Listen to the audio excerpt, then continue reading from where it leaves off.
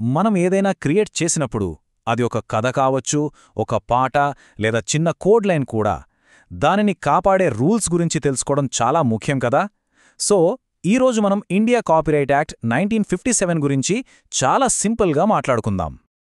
Okay, ఒక చిన్న ప్రశ్నతో స్టార్ట్ చేద్దాం. ఒక నవలకు, ఒక పాటకు, ఒక సాఫ్ట్వేర్ ప్రోగ్రామ్కు వీటన్నింటికీ కామన్గా ఏముంది? ఆలోచించండి, చాలా ఇంట్రెస్టింగ్ ఆన్సర్ ఉంది దీనికి. అదేంటంటే అవన్నీ కొన్ని పవర్ఫుల్ రూల్స్ ద్వారా ప్రొటెక్ట్ చేయబడ్డాయి. అవును, ఆ కామన్ పాయింట్ ప్రొటెక్షన్ అన్నమాట. ఈ క్రియేషన్స్ని అన్నిటినీ ఒక స్ట్రాంగ్ చట్టం కాపాడుతుంది. అదే కాపీరైట్ చట్టం. అసలు ఈ కాపీరైట్ యాక్ట్ 1957 అంటే ఏంటి? సింపుల్గా చెప్పాలంటే ఇది మన క్రియేటర్స్కున్న అఫీషియల్ రూల్ బుక్. వాళ్ల ఒరిజినల్ వర్క్స్కి వాళ్లకే పూర్తి హక్కులిస్తుంది. అంటే వాళ్ల క్రియేషన్స్ని ఎలా వాడాలి, దాని నుండి వాళ్ళు ఎలా బెనిఫిట్ పొందాలి అనే కంట్రోల్ అంతా వాళ్ల చేతుల్లోనే ఉంటుందన్నమాట. సరే, ఈరోజు మనం ఈ టాపిక్లో ఏమేం చూడబోతున్నామో క్విక్గా చూద్దాం. ఫస్ట్, కాపీరైట్ దేన్ని ప్రొటెక్ట్ చేస్తుంది, తర్వాత ఆ పనికి ఓనర్ ఎవరు, ఈ రైట్స్ ఎంతకాలం ఉంటాయి, అండ్ ఫైనలీ ఉల్లంఘన అంటే ఏంటి, ఫెయిర్ యూజ్ అంటే ఏంటి, ఈ 5 పాయింట్స్ కవర్ చేద్దాం. రైట్, ఇక మన ఫస్ట్ టాపిక్లోకి వెళ్దాం. అసలు ఈ కాపీరైట్ చట్టం వేటిని కాపాడుతుంది, ఏ క్రియేటివ్ వర్క్స్కి ఈ రూల్స్ అప్లై అవుతాయో ఇప్పుడు చూద్దాం. యాక్ట్లోనే సెక్షన్ 13 ప్రకారం మెయిన్గా 3 కేటగిరీస్ ఉన్నాయి. 1 original literary, dramatic, musical, artistic works. 2 cinematograph films. 3 sound recordings.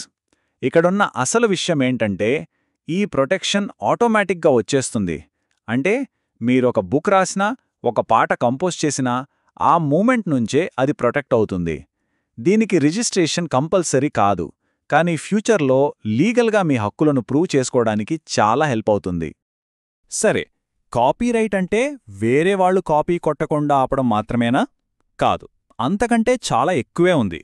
Section 14 ఏం చెప్తుందంటే ఇది ఓనర్కి కొన్ని స్పెషల్ రైట్స్ ఇస్తుంది. అవేంటంటే మీ పనిని రీప్రొడ్యూస్ చేయడం, కాపీలు అమ్మడం, పబ్లిక్గా పర్ఫామ్ చేయడం, లేదా వేరే భాషలోకి ట్రాన్స్లేట్ చేయడం, ఇలాంటివన్నీ మీ కంట్రోల్లోనే ఉంటాయన్నమాట. ఓకే, నెక్స్ట్ చాలా ఇంపార్టెంట్ క్వశ్చన్. ఒక వర్క్కి ఓనర్ ఎవరు? క్రియేట్ చేసింది ఒకరైతే ఓనర్షిప్ ఇంకొకరికి వెళ్లే ఛాన్స్ ఉందా? ఆ రూల్స్ ఏంటో చూద్దాం. జనరల్ రూల్ చాలా సింపుల్ అండి. సెక్షన్ 17 ప్రకారం ఒక వర్క్ను ఎవరు క్రియేట్ చేస్తారో వాళ్లే దానికి ఫస్ట్ ఓనర్. చాలా స్ట్రెయిట్ ఫార్వర్డ్గా ఉంది కదా. కానీ ఇక్కడే కొన్ని పెద్ద ఎక్సెప్షన్స్ ఉన్నాయి. వాటి గురించి తెలుసుకోవటం చాలా అవసరం. ఇక్కడే కొంచెం జాగ్రత్తగా వినాలి. డీఫాల్ట్ రూల్ ఏంటి? Creator, owner. కానీ కొన్ని స్పెషల్ కేసులున్నాయి. ఫర్ ఎగ్జాంపుల్, మీరొక కంపెనీలో ఎంప్లాయీగా ఉండి జాబ్లో భాగంగా ఏదైనా క్రియేట్ చేస్తే అప్పుడు ఆ కంపెనీయే దానికి ఓనర్ అవుతుంది. అలాగే ఎవరైనా డబ్బులిచ్చి మీతో ఒక ఫోటో తీయించుకున్నా, పెయింటింగ్ వేయించుకున్నా, మీ మధ్య వేరే అగ్రిమెంట్ లేకపోతే ఆ క్లయింటే ఓనర్ అవుతారు. ఇప్పుడు 3వ పాయింట్, ఈ హక్కులు ఎంతకాలముంటాయి? లైఫ్ టైం ఉంటాయా? వెల్, అంతకన్నా ఎక్కువే ఉంటాయి. ఇది క్రియేటర్స్కి ఒక పెద్ద గ్యారంటీ లాంటిది. వాళ్ల హక్కులు వాళ్ల జీవితకాలంతోనే ఎండ్ అయిపోవు. వాళ్ల తర్వాత జనరేషన్కి కూడా దాని బెనిఫిట్ అందుతుంది. మరి ఆ కొంతకాలమంటే ఎగ్జాక్ట్గా ఎన్నో ఏళ్ళో చూద్దాం. 60 సంవత్సరాలు. అవును, అక్షరాలా 60 ఏళ్లు. సెక్షన్ 22 ప్రకారం క్రియేటర్ చనిపోయిన తర్వాత కూడా వాళ్ల వర్క్కి 60 ఏళ్లపాటు ప్రొటెక్షన్ ఉంటుందన్నమాట. ఈ టైమ్లైన్ను చూస్తే మనకు క్లియర్గా అర్థమవుతోంది. ఒక వర్క్ క్రియేట్ అయినప్పట్నించి ఆ క్రియేటర్ జీవితాంతం ప్లస్ ఆ తర్వాత మరో 60 ఏళ్లపాటు కాపీరైట్ ప్రొటెక్షన్ ఉంటుంది.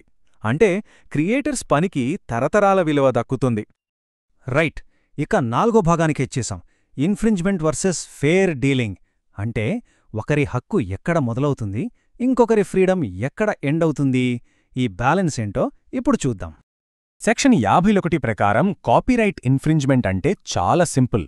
ఓనర్ పర్మిషన్ లేకుండా వాళ్ల పనిని కాపీ చేయడం, అమ్మటం, పబ్లిక్గా వాడటం ఇవన్నీ చట్టవిరుద్ధం. ఇది సృష్టికర్త హక్కులపై డైరెక్ట్ అటాక్ లాంటిది. అయితే కాపీరైట్ చట్టం కేవలం ఆంక్షల గురించి మాత్రమే కాదు. ఇది క్రియేటివిటీని, నాలెడ్జ్ని ఎంకరేజ్ చేయడానికి కొన్ని ముఖ్యమైన ఎక్సెప్షన్స్ని కూడా ఇచ్చింది. ఈ బ్యాలెన్సే ఈ చట్టానికి ప్రాణం లాంటిది. ఇక్కడ మనం చట్టానికున్న 2 ముఖాలను చూస్తాం. ఒకవైపు సెక్షన్ 51 ప్రకారం పర్మిషన్ లేకుండా వాడటం ఇన్ఫ్రింజ్మెంట్, మరోవైపు సెక్షన్ 52 ప్రకారం ఫేర్ డీలింగ్ అనే ఒక ఇంపార్టెంట్ కాన్సెప్ట్ ఉంది. దీని కింద రీసెర్చ్ కోసం, క్రిటిసిజం లేదా రివ్యూ కోసం, లేదా న్యూస్ రిపోర్టింగ్ కోసం ఒకరి పనిని లిమిటెడ్గా వాడుకోవచ్చు. నాలెడ్జ్ షేరింగ్కి ఇది చాలా అవసరం. సరే, ఇక ఫైనల్ పార్టీకొచ్చాం. Big picture. అసలు ఈ కాపీరైట్ చట్టం క్రియేటర్స్కి, మన సొసైటీకి ఎందుకు ఇంత ఇంపార్టెంట్? మనమిప్పటిదాకా చూసిన ఈ జర్నీని మూడే సింపుల్ స్టెప్స్లో గుర్తుపెట్టుకోవచ్చు. స్టెప్ 1, క్రియేట్ చెయ్యండి. మీ ఒరిజినల్ వర్క్కి ఆటోమేటిక్గా ప్రొటెక్షన్ వస్తుంది. స్టెప్ 2, ఓన్ చేసుకోండి.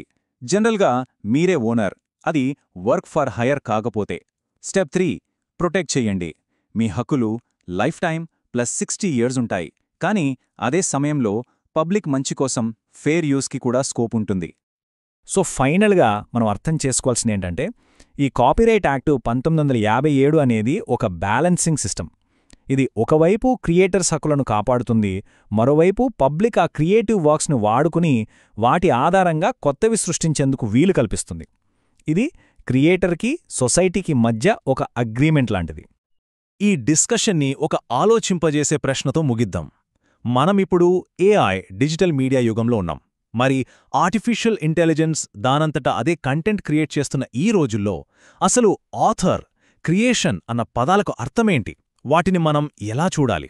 ఈ కొత్త టెక్నాలజీ ఛాలెంజెస్కి మన కాపీరైట్ చట్టం ఎలా మారాలి? ఇది ఫ్యూచర్లో మనం ఫేస్ చేయబోయే ఒక పెద్ద ప్రశ్న.